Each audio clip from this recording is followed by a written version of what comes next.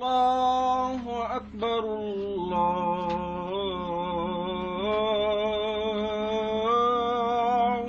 Akbar. Jepang mengenal Islam melalui hubungan diplomatik dengan Turki. Namun, kini mayoritas Muslim di Jepang justru berasal dari Indonesia.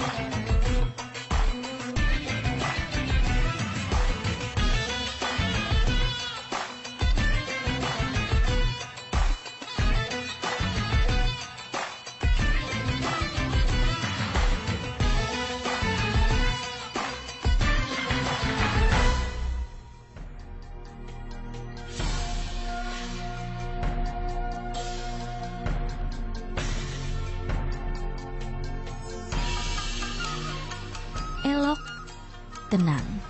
Tak heran jika Nenba dijuluki Healing Village atau desa penyembuhan. Nenba terletak di kaki Gunung Fuji, Provinsi Yamanashi. Dahulu, desa ini merupakan perkampungan petaninan asri. Namun di tahun 1966, badai dahsyat menghantam desa, merenggut sekitar 60 nyawa. 40 tahun kemudian, Nenba bangkit dan menjadi desa wisata. Desa ini cerminan karakter bangsa Jepang yang pantang menyerah dalam menjalani hidup. Orang Jepang juga dikenal tenang, santun, dan hormat. Filosofi ini mengakar kuat dalam keseharian.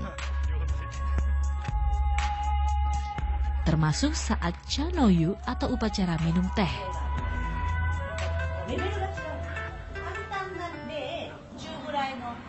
Tradisi ini dikenal bangsa Jepang sejak abad ke-9.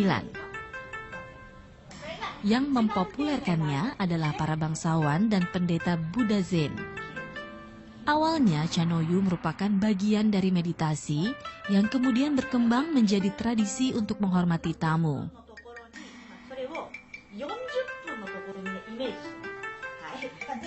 Teh disajikan oleh tuan rumah atau seorang ahli. Mereka harus memahami tipe teh, kimono, dan pengetahuan tradisional lain. Sementara tamu yang diundang secara formal untuk upacara ini juga harus mempelajari tata krama dan etika meminum teh.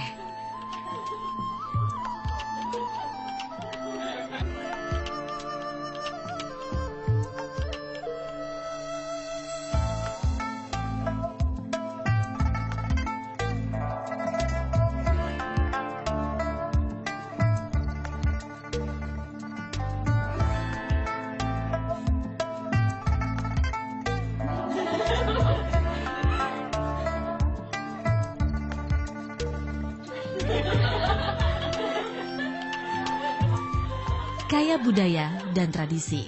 Daya tarik inilah yang membawa Anissa Dwi Kanya ke negeri matahari terbit. Sejak April 2014, Anissa belajar di Sekolah Bahasa Jepang, Unitas. Unitas berdiri di kota Kofu, Yamanashi 45 tahun lalu. Mahasiswanya berasal dari belasan negara, 5 diantaranya asal Indonesia. Di kampus inilah saya dan Jennifer akan bertemu Anissa.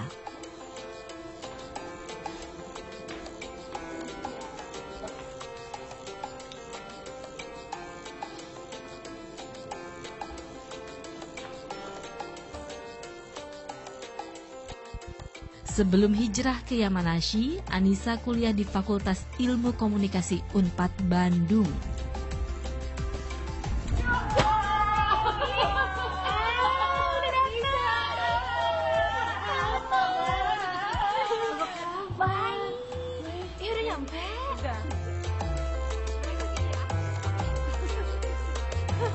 Baru beres nih, sorry ya. Kelas apa tadi?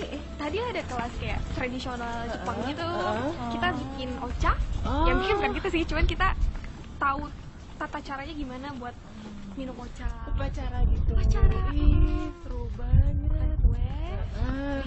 Terus setelah makan kue yang manis banget, kita baru minum ocha yang rada pahit gitu. Enak banget. Enak gak, enak gak?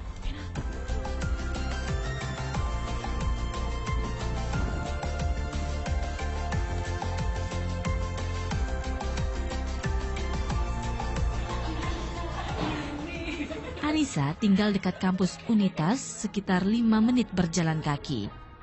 Saat jam istirahat biasanya Mojang Bandung ini pulang ke apartemen untuk makan siang dan sholat asar.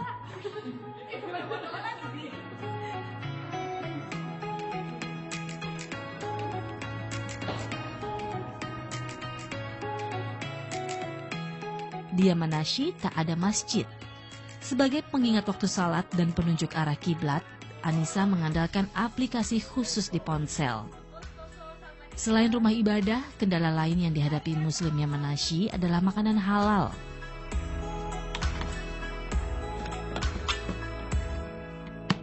Sulit menemui kedai atau restoran yang sajikan menu halal. Mau tak mau, Anissa harus memasak sendiri. Ya bantuin makan aja ya, Nis ya. Saya bantuin semangat. Oh, dia kombonya itu ya, listrik ya? Iya.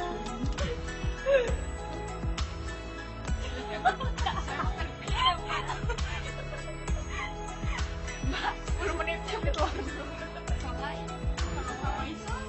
Nis, awal-awal di sini susah nggak sih cari makanan halal? Agak susah sih, soalnya kan nggak tahu sama sekali. Cuman kebetulan senpai dari Indonesia gitu, senior gitu, kayak ngasih tahu di sini ada toko halal, bukan toko halal sih, maksudnya ada stok gitu yang dari Brazil impor gitu ke sini. Daging Daging ayam gitu. Dari Brazil justru Dari Brazil, ya? iya. Yang Malaysia gitu kayaknya masih kurang kalau untuk daerah sini sih ya. Terus ada yakin ini bisa dimakan nggak gitu. Kamu dicoba dulu. Saat belanja bahan makanan, Anissa harus ekstra teliti. Jika tak jeli, bisa keliru menerjemahkan huruf kanji pada kemasan makanan. Anissa memperoleh informasi seputar produk makanan halal dari berbagai sumber. Dari Muslim Indonesia yang lebih dulu menetap di Manasyi, juga dari panduan yang dikeluarkan Kedutaan Besar RI di Tokyo.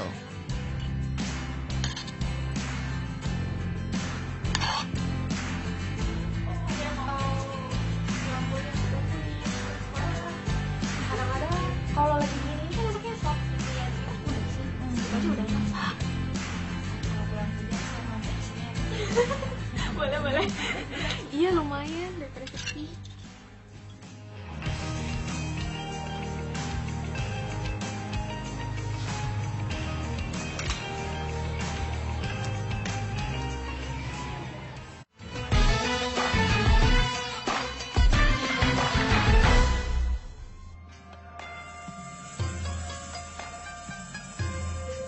Islam mulai masuk ke Jepang sekitar tahun 1867 melalui hubungan diplomatik antara Jepang dan Turki.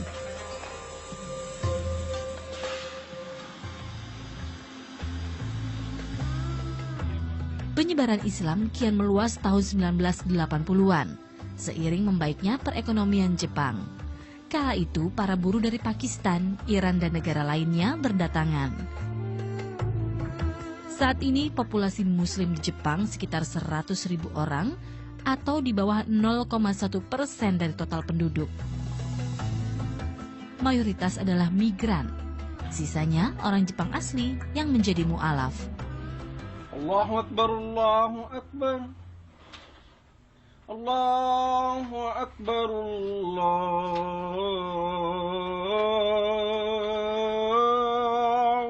Akbar. Asyhadu an la ilaha illallah. Asyhadu an la ilaha illallah.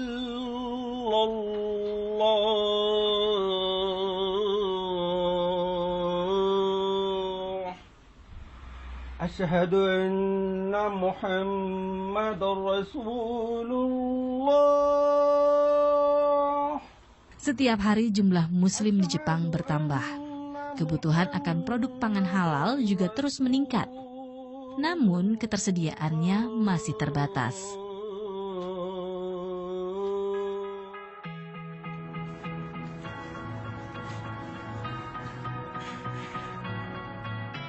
Begitu pula di Provinsi Yamanashi.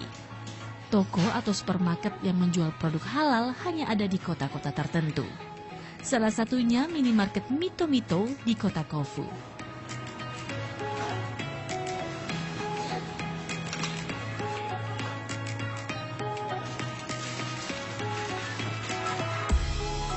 Di sini umat muslim bisa mendapatkan daging ayam, sapi, atau kambing halal.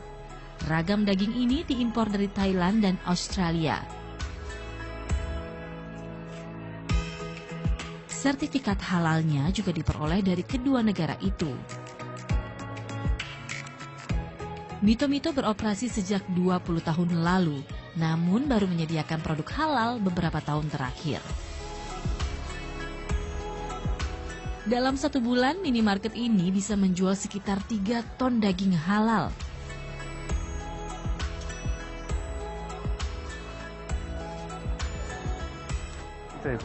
やっぱりお客様がイスラム教の方がいっぱいいらっしゃいまして、それで少しでも置いた方がいいかなと思って量を少しずつ今増やしている段階なんですけど、もし他に必要なものがあれば言っていただければ取り寄せもできますし、まだいっぱい。Hadirnya produk halal di kota Kofu ibarat angin segar bagi umat muslim.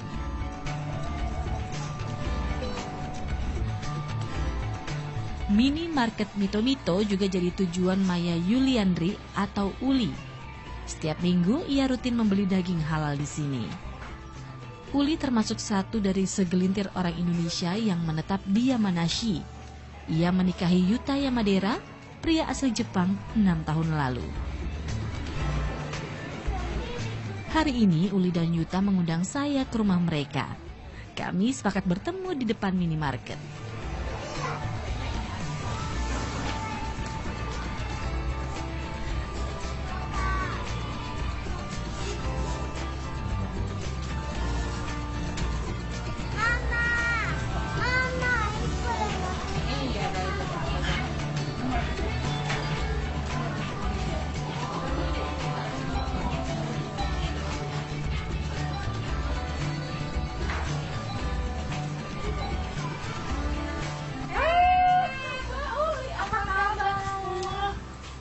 Halo Soraya.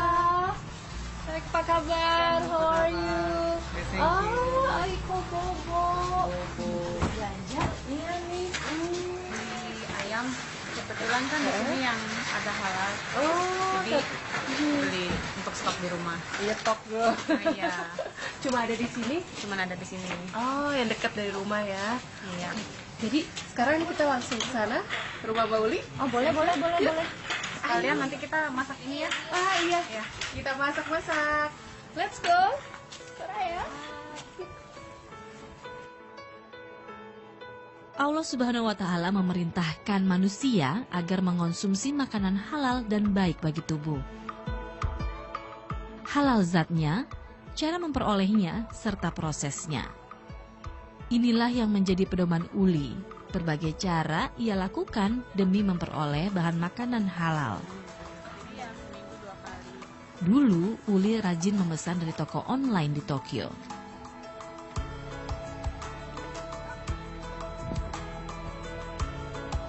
Terus katanya Mbak Uli sukanya beli-beli di online juga banyak yang jual ya? Iya, tapi kan kalau di online kan kita harus nunggu besoknya baru nyampe. Atau terkadang stok juga habis. Terkadang juga mahal di ongkos. Oh. Kan ada ongkos kirim. Jadi Hmm. kebetulan di sini udah mulai ada kan, sudah ada ya. Manfaatkan yang ada gitu. Lebih Praktis, deket, yang jelas bisa irit. irit. Dan kapan aja mau, Tinggal ya, datang. tinggal datang. Muslim yang mengonsumsi makanan halal dan baik akan memiliki sikap terpuji. Doanya akan dikabulkan dan amal ibadahnya diterima Allah Subhanahu wa Ta'ala. Begitulah Islam mengajarkan umatnya.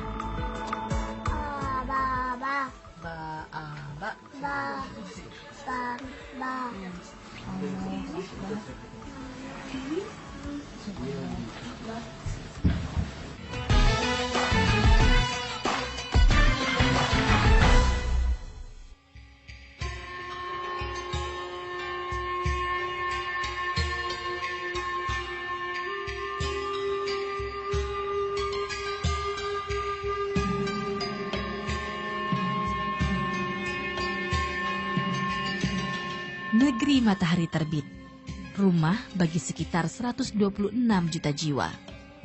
Mayoritas penganut Shinto dan Buddha, sisanya Kristen dan Islam. Bagi kebanyakan orang Jepang, agama berarti kebebasan, hanya sebatas budaya dan tradisi. Namun, iklim toleransi beragama tercipta indah. Islam pun diterima secara terbuka di sana.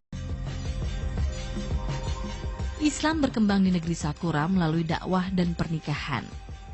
Banyak orang Jepang yang mempersunting Muslim dari luar negeri.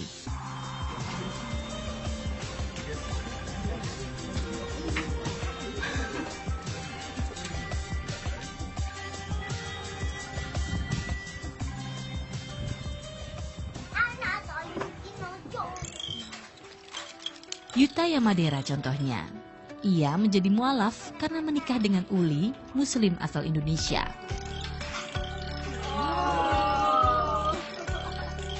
Pasangan ini bertemu di Bali Desember 2007. Kala itu Yuta tengah berlibur, sementara Uli bekerja di sebuah biro perjalanan. 1 tahun kemudian, mereka menikah. Uli meninggalkan karirnya di Bali dan memilih hijrah ke Yamanashi.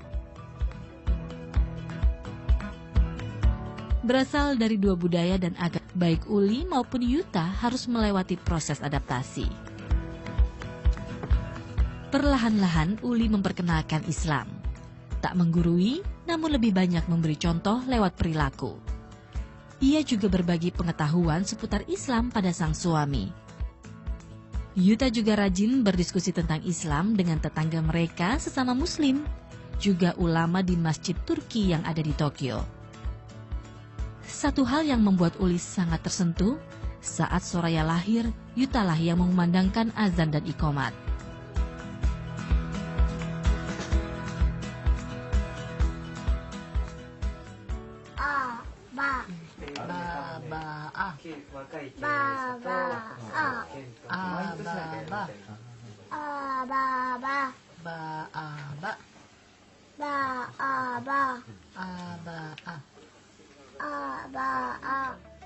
Kini usia Soraya 5 tahun. Ia mulai belajar Iqra, bahkan sudah mengenal beberapa kata dalam bahasa Arab.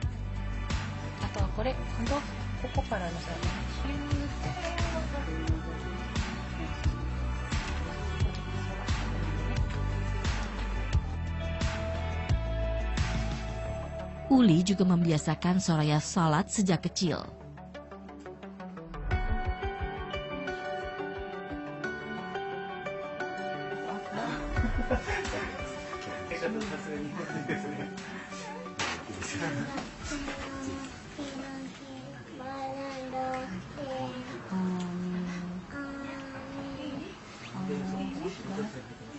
Anak adalah amanah.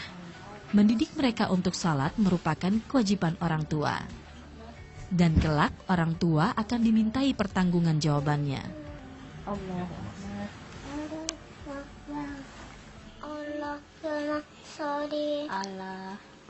Allah Sayyidina Muhammad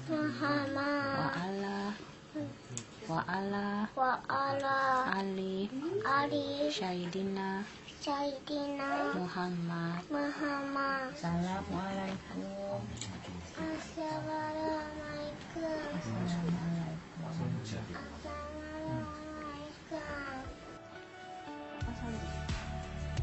Uli dan Yuta berbagi tugas mempraktekkan nilai-nilai Islam pada kedua putri mereka.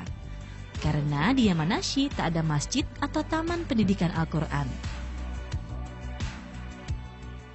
Kalau sampai SD anakku belum bisa sholat atau gimana, mungkin aku mau pulang ke tanamin dulu dakarnya.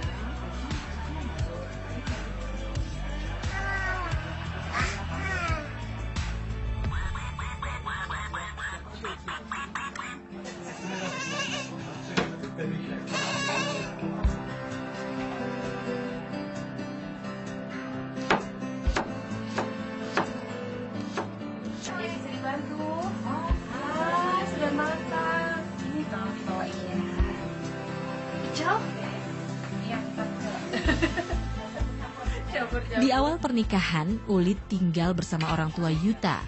Mereka tak mengenal Islam sebelumnya.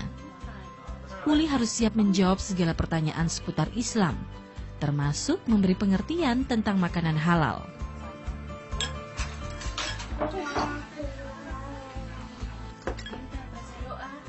Kan mertua kan karena nggak tahu ya, berbeda gitu kan. Jadi dia pikir itu kalau di Indonesia nggak boleh makan babi, kalau di sini kan boleh. Jadi mertuaku bilang nggak apa-apa, nggak kelihatan katanya karena jauh. Waktu bergulir, Yuta pun kian memahami ajaran Islam dan mempraktekannya dalam keseharian, termasuk memberi pengertian pada Soraya tentang apa yang boleh dan tak boleh dilakukan seorang Muslim. She don't know about Muslim. Papa, why we cannot celebrate Christmas? We are Muslim, but she don't know about Muslim.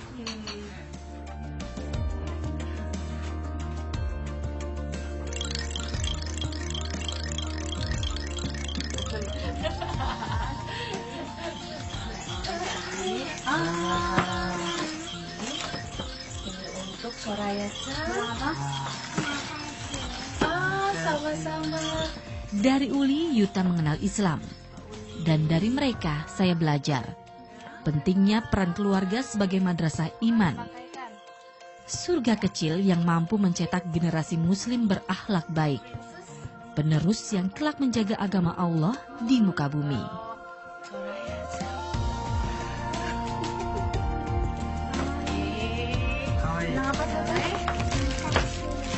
Sama-sama.